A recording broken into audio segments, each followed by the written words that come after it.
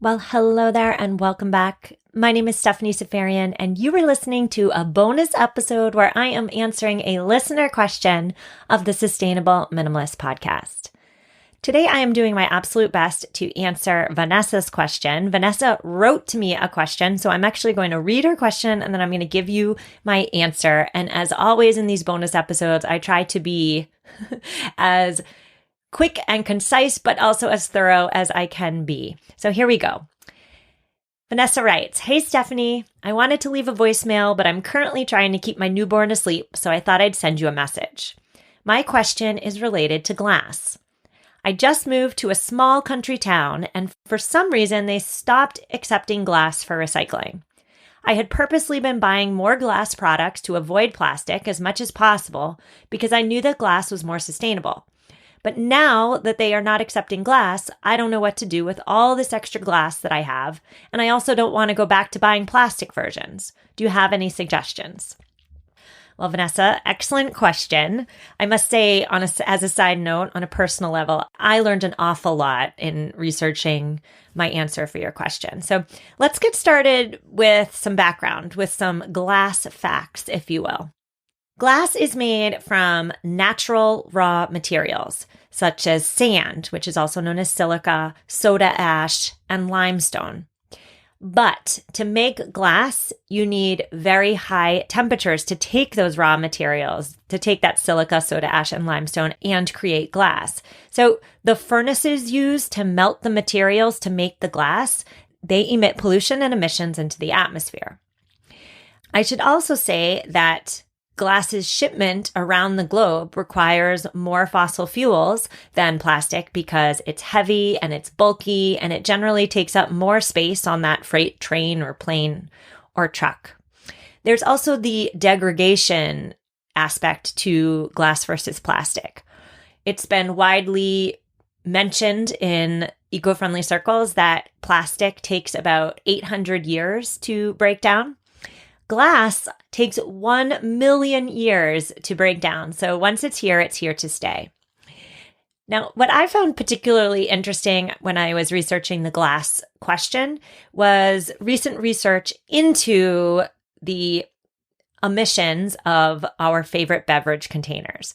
So researchers at the University of Southampton in England set out to determine which beverage containers, so they're only looking at beverage containers, but which beverage containers contain the most versus the least harm to the environment. And they found that glass is actually more detrimental than plastic from an emission standpoint because of the fossil fuels it requires to produce, think about those furnaces, and ship, think about the heavy, bulky packaging that is glass. So yes, this study just looked at the emissions question. And when we look at the problem of packaging through the emissions lens, plastic wins. But I think what you're getting at here, Vanessa, is the pollution problem. And when we look at the problem through the lens of pollution, things start to look a little bit different. Glass does not contribute to microplastic pollution, for instance, whereas that is a main detriment to plastic.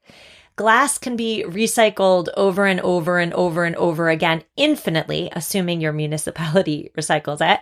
But plastic, you can just recycle, or should I say downcycle, 8 times on average before it then becomes trash. And so while plastic may come out on top from an emissions perspective, plastic almost always comes in last from a pollution-focused lens. And I should say, as a side note here, there's one other way we can look at this problem, and that is, of course, through a personal health lens. Plastic, when heated, can leach harmful toxins into our food. Glass doesn't do that. So there's some facts about glass. Now let's move on to some facts about recycling in 2021 in the United States. I'm going to give you the annotated version and just say that China used to take our recyclables and our non-recyclable trash, and they don't anymore. And so because China doesn't want our stuff, U.S. waste companies are stuck with the recycling that nobody wants. There's also additional costs associated with keeping our recycling in America. And that's because domestic recycling standards require that we put in more time and more labor to sort all those items that we threw into the trash or the recycling bin with lofty expectations. So when you or I recycle our plastic shampoo bottle but don't wash it out first, labor goes into taking care of that problem. Or when we recycle something that our municipality does not recycle, somebody has to sort through that. I'm actually not all that surprised that your municipality is cutting back on its recycling program.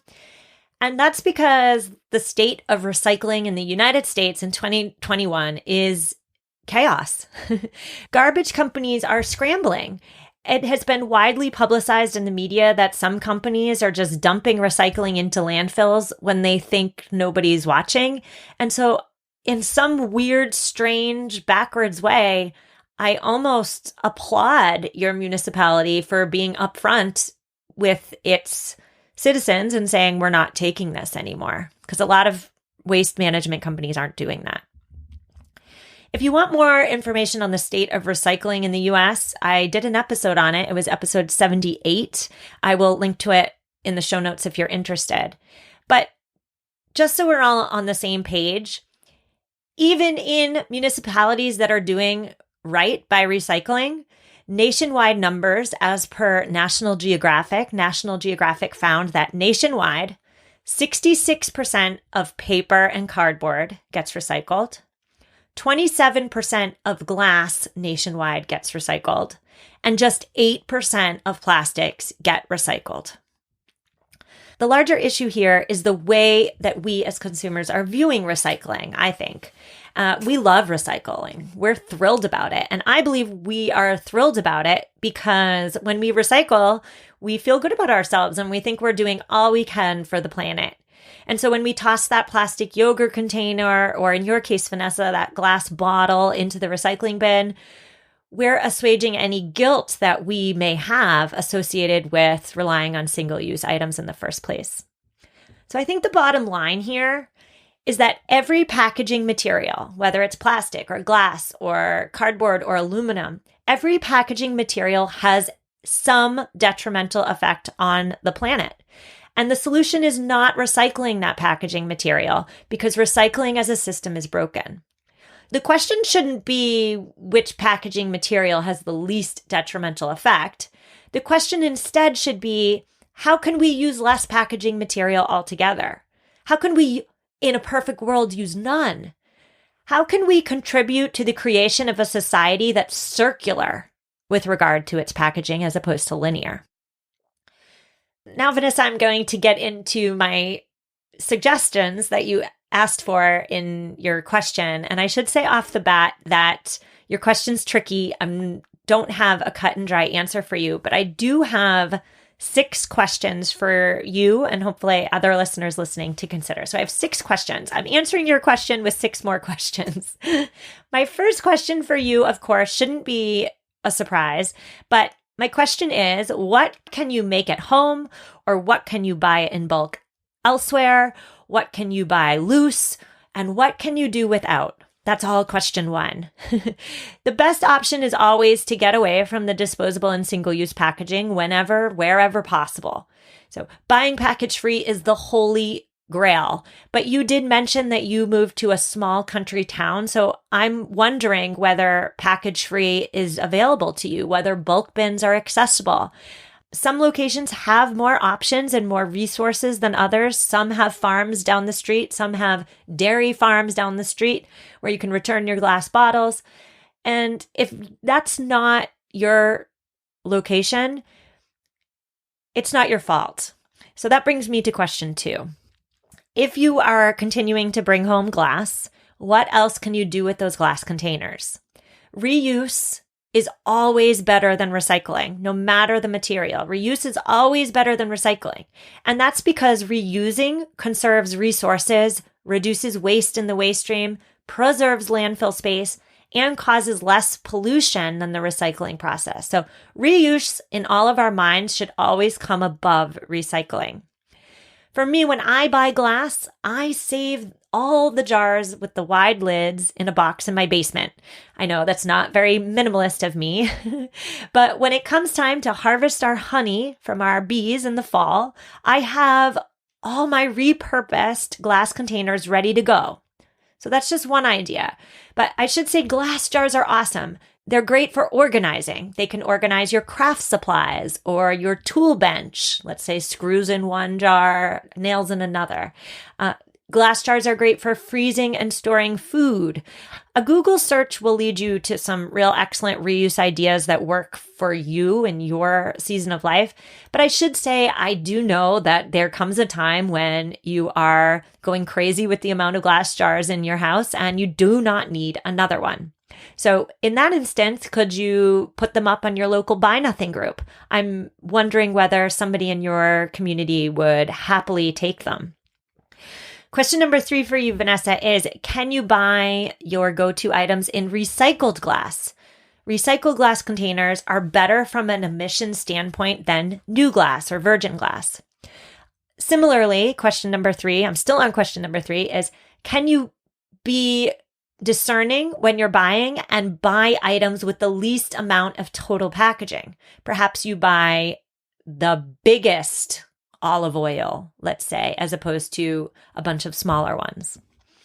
Question number 4 for you, Vanessa, is do you know your small town's recycling guidelines to the letter? And if not, can you find them online and can you memorize them? I ask that because there are different plastics, and the number in the triangle at the bottom of plastics says something about the resins, and it says something about whether your town takes them. So as a general rule, if the number in the arrowed triangle is a 1 or a 2, they're more likely to be recycled than anything from 3 to 7. But just because my town recycles 1 and 2s doesn't mean your town does. So for all of you listening, it's really important to get on the website of your local waste management center and see what they take. Because if you're putting 4s in a recycling bin that only takes 1s, you are just contributing to the cost and labor problem associated with recycling in the US. Question number 5 for you, Vanessa, is can you buy in aluminum or cardboard, assuming that your sleepy town still takes aluminum and cardboard for recycling? Both aluminum and cardboard have high nationwide recycling rates. I should say here, though, as a side note, that aluminum can be very detrimental to the planet if it's not recycled, and that's because aluminum can have toxic effects on marine life. And as a side note to the side note, I should say that I have heard it said that aluminum packaging for food and water can cause dementia in humans, but at present, there's no strong evidence to support this. Just something to keep in mind. Question number 5 for you, Vanessa, is do you have any friends or family in neighboring towns? And if so, can you bring your glass to them for them to recycle on your behalf? And question number 6 is, can you reach out to your recycling center for more information? Could you perhaps write a strongly worded letter and have your friends in town do the same? Perhaps you could use your voice, your discontent with their decision to no longer recycle glass, and amplify it for change. So I would just say, Vanessa, your question is a good one. It's one with no clear answer. I say, do not give up. I say, do the best you can. Knowledge is power. And the fact that you're even asking this question says that you care. So I thank you so much for writing to me. I hope I did right by your question. Listeners, reach out to me. Did I get it right or not so much? Reach out to me. You can do so through the link in this week's show notes. And if you have a question and you like these little 15-minute bonus episodes, call me, leave your name, ask your question, say goodbye. I will answer your question on an upcoming bonus episode. I thank you all so much for listening as always, and I will see you on Tuesday for our regularly scheduled episode. Take care.